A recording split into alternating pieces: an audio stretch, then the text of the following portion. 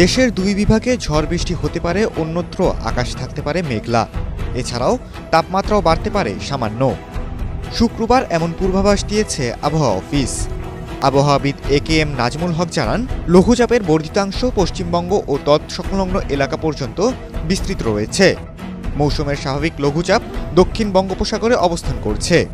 শনিবার সন্ধ্যা পর্যন্ত দেওয়া পূর্বাভাসে বলা হয়েছে, রংপুর ও সিলেট বিভাগের দু এক জায়গায় অস্থায়ীভাবে দমকা ঝড়ো হাওয়া সহ বৃষ্টি বজ্রসহ বৃষ্টি হতে পারে। এছাড়া দেশের অন্যত্র অস্থায়ীভাবে আংশিক মেঘলা আকাশ সহ শুষ্ক থাকবে আবহাওয়া। 65% পর্যন্ত বিদ্যুৎ সাশ্রয়ী হাইসেন্স এসি, যার ফাস্ট কুলিং মোড দ্রুত ঘর ঠান্ডা করে। হাইসেন্স।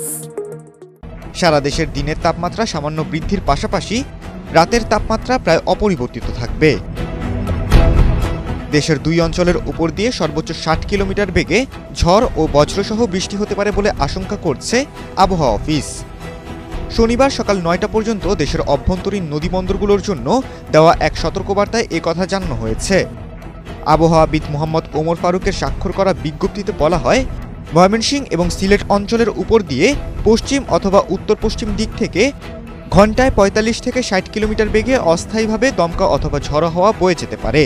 সেই সঙ্গে বৃষ্টি অথবা বজ্রসহ বৃষ্টি হওয়ার সম্ভাবনাও প্রবল। তাই এসব এলাকার নদীবন্দরগুলোকে 1 নম্বর সতর্ক সংকেত দেখাতে বলা হয়েছে। এদিকে আবহাওয়ার উপর এক বিজ্ঞপ্তিতে বলা হয়েছে, মৌসুমের স্বাভাবিক লঘুচাপ দক্ষিণ বঙ্গোপসাগরে অবস্থান করছে। এ পরিস্থিতিতে শনিবার সন্ধ্যা পর্যন্ত রংপুর ও সিলেট বিভাগের দু এক জায়গায় অস্থায়ীভাবে দমকা অথবা ঝড়ো হাওয়া সহ বৃষ্টি অথবা বজ্রবৃষ্টি হতে পারে। এ সময় দেশের অন্যান্য জায়গায় অস্থায়ীভাবে আংশিক মেঘলা আকাশ সহ আবহাওয়া থাকতে পারে শুষ্ক।